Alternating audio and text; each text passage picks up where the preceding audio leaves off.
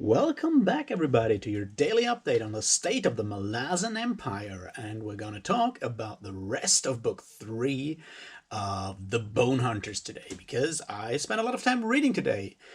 I needed to prevent myself from doing a lot of stuff that I really have to do, because tomorrow 1,000 CDs of blasphemous doom metal will appear in front of my house, and then I'll have to carry all of them up 3 flights of stairs into my apartment, and then we'll have to take a lot of them out and pack them into individual packages and drag them down to the post office to bring joy and excitement to those people so they can indulge in the semblance of productivity by shipping them on.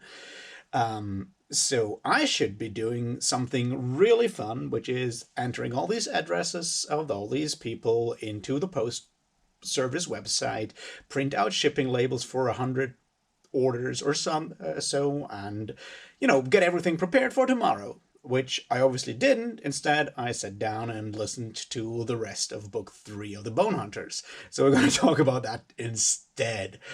And if you want to really indulge in making me even more miserable, you can always get yourself some of those terrible blasphemous doom metal CDs as well, but that's a different thing. So anyway, let's start. And today I have a different beer, so I have a glass to actually drink properly and not out of a bottle today. So let's get started with this. Cheers.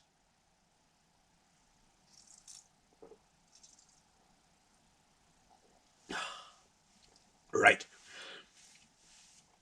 I guess the downside is that you can actually see how fast I drink my beer when I'm talking with a glass like this. Anyway, so we're going to talk about the chapters 14, 15, and 16 of the Bonehunters, which is the remainder of Book 3, Shadow of the King. And there's right at the beginning something that I find very interesting to talk about, because it touches on a lot of once again, real world political issues and stuff like that. And that's the discussion between Lorik and Solara, or with Lorik and everyone, about Solara's baby. Now, it's obviously obvious Solara doesn't want the baby. It's not even, it was not a planned pregnancy.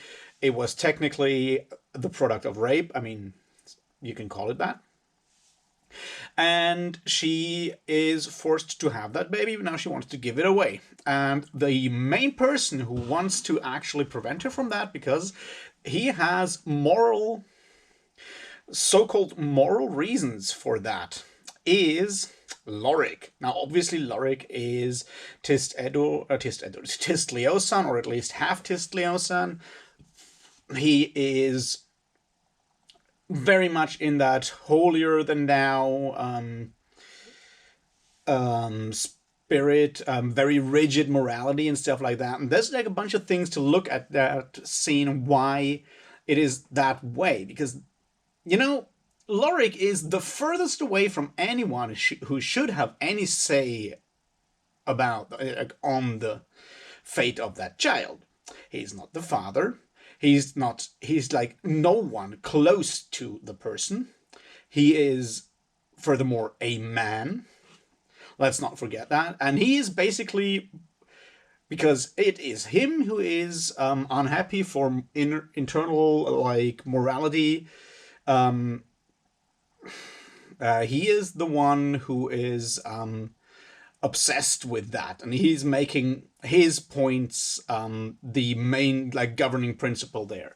And if you think that there's parallels between that and the way that discussions of the similar nature are held in our day and age, in our world, then yes, there is. Because it's, once again, the holier than thou people, mostly men, not mostly, but a lot of men, who bring their personal convictions onto the table to talk about something that is absolutely none of their fucking business at all. And the discussion they have there is really portrays a lot of that. Lorik is basically mansplaining motherhood to Silara at one point, where he explains all this, like, yeah, with every time you'll feed her, that bond will grow fonder and so forth. And he's mansplaining motherhood to someone who has just become a mother, someone who has certainly never been a mother, probably not even a father. I mean, we don't know that. And he's putting all out these like fake moralities on a topic that is simply none of his fucking business. And it's very interesting to look at that, because yeah, once again, it shows the entire like ridiculousness of these discussions from a male perspective. Like, that's not something we should, talk about. I mean, seriously, that's none of her business. And like having someone from a different species, because once again, he's half Tistliosan, at least half Tistliosan. I don't know who his mother is. Probably, if I had read Carcanas, I would know, or not. But it's not his business, and he makes it his business, and luckily he doesn't get away with it this time. So there's that. See, that's a positive thing, right? Also, afterwards, at this point where Grey Frog tells his story. Now, there's a lot to talk about that story that Grey Frog tells about the god that died, because that then goes back, but it's echoed near the end of book 3, when Spite is talking to Mappo about the War of the Gods, which once again, is that question of if a god, in whatever way, is also defined by certain moral aspects that are like part of their identity, right? Part of their identity. What happens if they're believers, they're self-avowed believers, self-declared believers, commit actions that are directly in opposition to those ascribed morals? What does that do to that deity? And now I'm pretty sure we can all go and think hard about like real world religions where actions are committed in the name of a divine person, a divine being, a deity, that seem to be rather contrary to things said or ascribed to said deity, or ascribed to like the core tenets or core identity of that deity. We don't have to go far for that, right? And the question there is, what does that do to that deity? If that spirit or whatever deity once existed, how does that deity live with that? Now, obviously, the story that Grey Frog tells, and up to a certain point, what Spite says later is that this harms the deity, right? Crimes committed that are contrary to the nature of that deity definitely harm the deity, up to the point where they can kill that deity.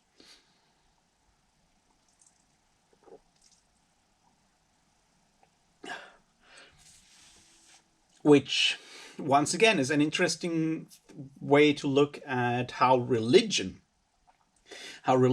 is often different from faith, from faith, and can actually be harmful. Now, we have later on a lot of more comments on that nature in the dialogue between Gano Esparan and Noto Boyle about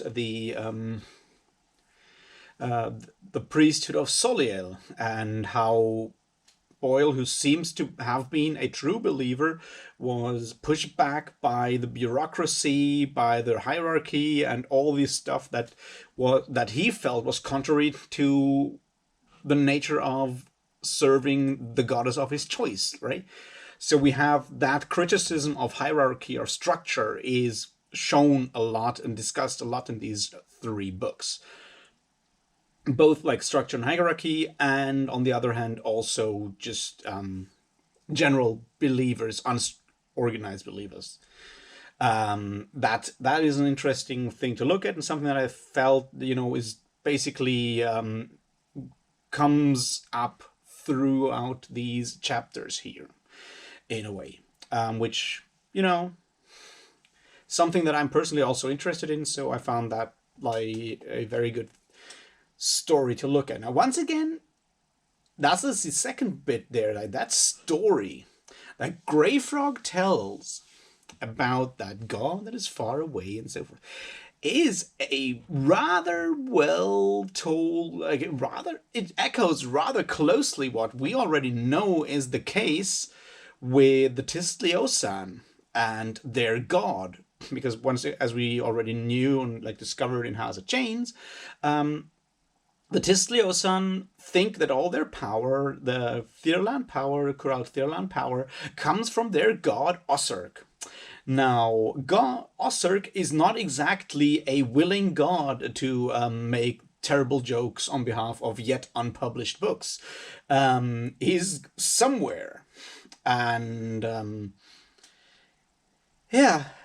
the other hand, the gods, the replacement god, which is Loric's familiar that was killed by the Tilanai Mass, is dead at some point, which begs the question: how close are the Tistliosan in their belief, in their religious fervor? Because all they do, I mean, they're lawful good, sort of, at least lawful in Dungeons and Dragons terms. How much of that is actually how far have they wandered from the true spirit and personality of Osirk? Now, I don't know, because there's not that much about Osirk. I mean, not in this book or in these books, so I'm not going to talk about all the other Osirk stuff that is there somewhere. But yeah, that also plays into the story that good friend Grey Frog tells Loric. It obviously also is on the personal level for Loric, which means question where you take your morals, or the morals that you espouse, how true they are to the actual ideals that you also seem to espouse or claim to espouse. How much do your actions contradict your proclaimed ideals? And that, is one of those moments where within the Malazan Book of the Fallen, we can see the value of storytelling not explained, but shown in a very, good way, in a great way, actually. So yeah, there's that. And that's something that I felt warranted talking about. And once again, that other bit about Solara, it being Loric, it did ring in a bad way with me, in a way that I found it that shows a lot of things that are wrong with our world right now, by putting them into fantasy terms and making them even clearer in their absurdity or in their wrongness, so to speak.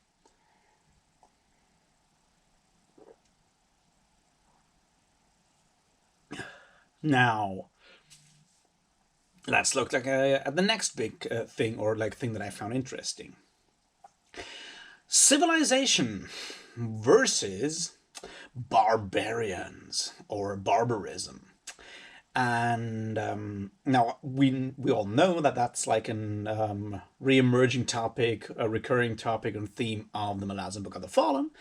I just found that story that plays out in Mappo's memory really interesting, where he recalls that battle where the Trell managed to militarily defeat the oh god, I've already forgotten that name of that kingdom, which that's me. But you know who I mean, that story that I mean there, the gods. I can't remember the name right now. Idiot that I am.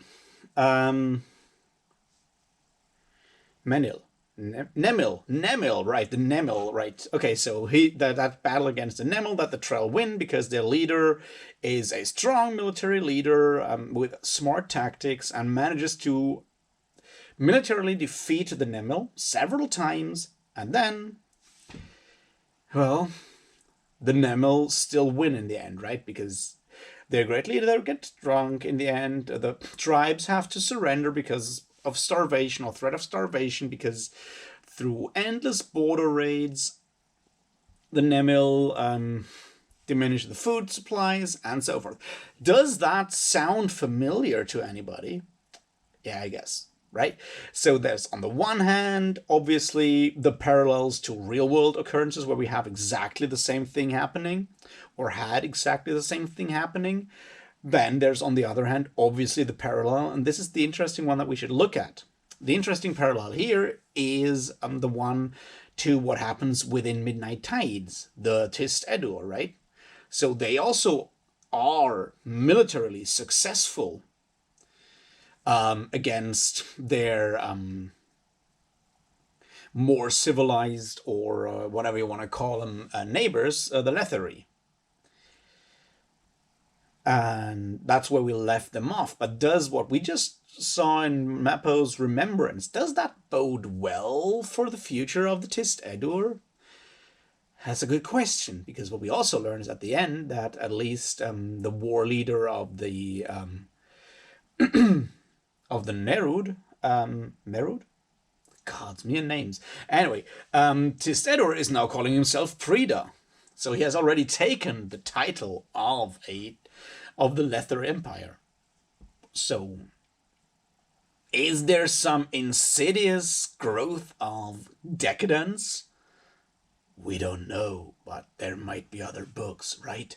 I'm not going to talk about that yet, but we will come back to the topic. I just felt that in that one small anecdote taking place in Mappo's memory, we once again see one of those things that is an overarching theme of the Malazan Book of the Fallen. It's like certain things repeat themselves, certain patterns in history repeat themselves all the time, which incidentally is something that you see in real-world historiography also. It's right when you read Thucydides, for example, he basically says that at the beginning of his history of the Peloponnesian War, he goes like, yeah, I write this all down, so once these events come back, because humanity is bound to repeat its errors, so you know how things happened the last time round. It kind of is the same thing what we see within the Malazan Book of the Fallen, like on several occasions we see something like that as well. So there's that. All right, what else to talk about?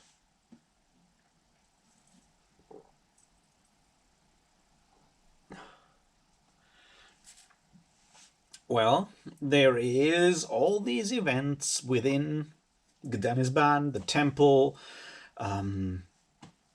Quickben's sister, the situation around Dujak, and so forth. Let's look at that for a moment, shall we?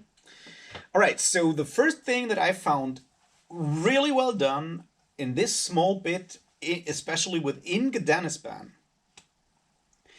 is how many recalls there are to events happening in Deadhouse Gates. You remember? There is the small girl that is possessed and sent around by Soliel, is the girl that Fiddler hides under the cart or protects within Gdanisban when they're riding through, when those marauding so-called rabble, bandit, rapists wander by, where he kills them, actually. There is that. Then you have the guy who's called, the one with a broken face. Yeah, that's the one that Fiddler's horse bit in the face. It's all these interesting, we see that events that seemingly insignificant events can have huge impacts later on. And that is something that we see again and again and again in real life, but rarely in that way within fantasy literature, I feel. Now, obviously, the immense scope of the Malazan Book of the Fallen gives Stephen Erickson the chance to do that, right? He has years to show what happens to people in years later. It's this immense geographical and temporal scope that these small, seemingly insignificant events, which obviously are not insignificant, they're just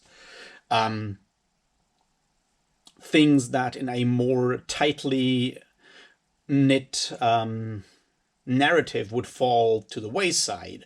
Since this is more of a sprawling tapestry of a story or of writing, he has the possibility to show that every single individual action we take has consequences that can come back and reconnect in all kinds of other ways with people that are more important to us. So there's that. And that's something I just, I just like the fact that these things show up, and give once again a level of depth to the world and to the stories within the Malazan Book of the Fallen. Give them a depth, a verisimilitude when it comes to realism that is just, on a level that very few fantasy series manage in that way. So there's that. Also, I'm just really, really moved almost by this story of that guy with a broken face. Once again, I can't remember the name because I'm an idiot. How he is this guy who really hates horses because that horse bit him, and he's like super desperate, aggressive, traumatized, and turns that trauma into violence and so forth. And then near the end, the actions of Absalar, who kind of saves his life in a way, and sends him to the Temple of Soliel, how they give him a redemption there within the story. And now this is what I like about it, because the redemption arc of the, whatever you want to call him, villain or whatnot, is obviously a trope that we find again and again and again and again and again and again and again and again and again in fiction. But this one is a super insignificant character, right? He basically shows up in 2 scenes in a 10-volume story with like 3.5 million words or whatever it is. It's enormous. And he still gets that small chance of redemption, and he actually takes it. And that's one of those bits where we see that there is hope in humanity. There is hope because everyone still seems to have at least the possibility. Not everyone gets the chance for redemption, but there is people who get that chance for redemption and actually grasp that chance. And that's the point where hope shows up, I feel. So I'm just really happy about that, because this goes back into that whole grimdark debate that seems to never go away. This would not happen in grimdark. Obviously not, because this is a hopeful, positive thing. Almost unrealistic, but only almost. And this is the bit that is interesting there, right? Because the argument of a lot of these more cynical, grimdark authors is like, yeah, but the world is shit. Yeah, the world is shit most of the time. But there is, on the small personal level, there is oftentimes the chance for us to do good, and sometimes it even gets rewarded. And you can put that in there, right? You don't have to have everyone die miserably and fail when they do something, when they put their trust into other people. That doesn't have to happen all the time. So yeah, that's just an interesting part of it. Even like the smaller bits, that those pieces of these small pieces of humanity that are in there and that make the Malazan Book of the Fallen, for me, such a powerful read, is that you have these small pieces of humanity, the small glimpses of humanity that show up in this huge tapestry of stuff that happens that is so far beyond any individual human capacity to understand or to interact with, right? We're talking about a war amongst the gods. We're talking about all these crazy things going on. I mean, this happens at the point where Ganos Paran, in a rather obscure way, kills a goddess. Like an actual deity is being brutally killed in the same scene. But on the other hand, a guy who just was in the wrong place at the wrong time and had suffered for it, was traumatized by it, was turned onto a path of absolute, like, of destruction, self-destruction, and destruction in general, gets the chance to redeem himself, and he does it. That's great. So there's that in there.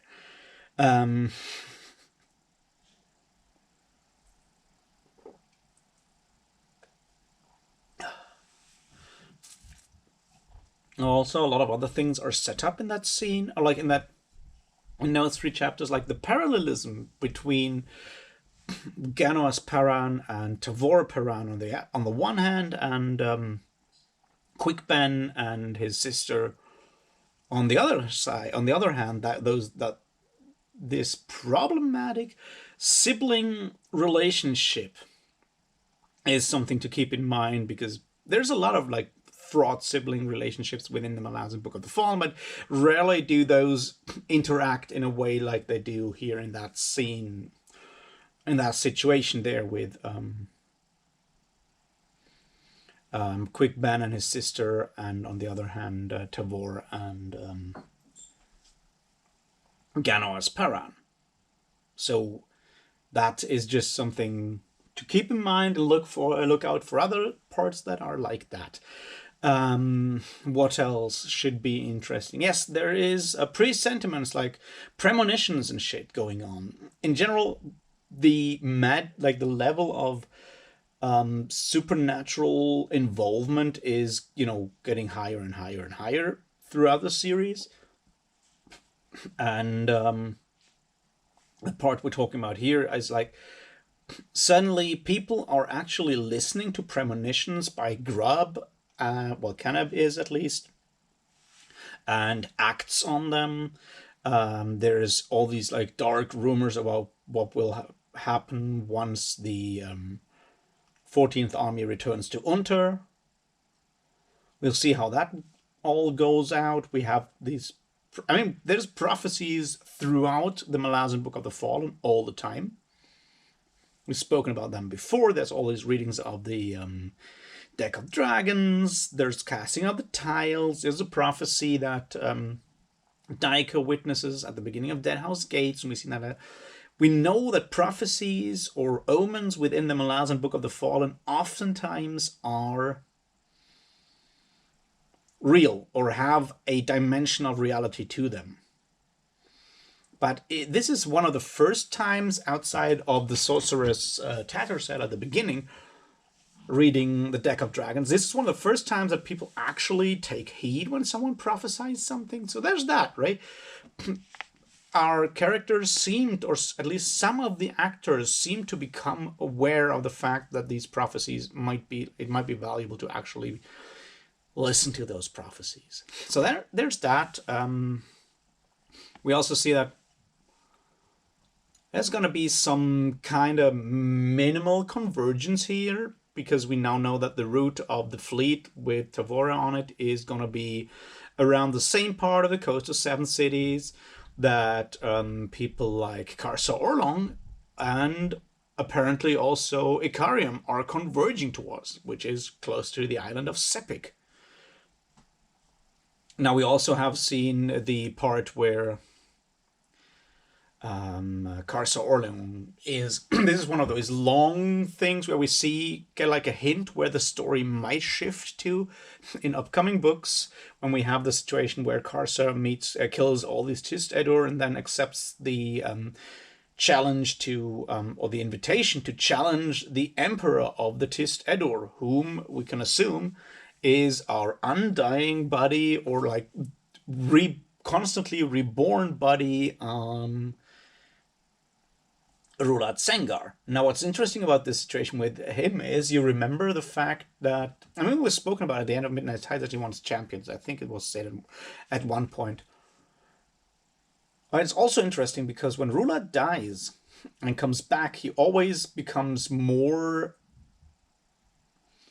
powerful, more skilled with the sword, becomes, I guess, more like united with the sword, and and thus with the influence of the crippled god, right? So the idea of fighting champions is basically him grinding to level up. That's all he's doing there, right? Well, yeah, we basically see that Karsar seems to be headed towards Letheras, and that will at least give us a pretty impressive sword fight at some point, right? So there is these things going to happen in the near-ish future of the series, which will be some people coming around that coast that we're already at. Obviously also Mappo and Spite and Iskral Past are on their way. We'll see where all of that goes in the nearish future, and I feel that this is sort of where we're going to stop for today.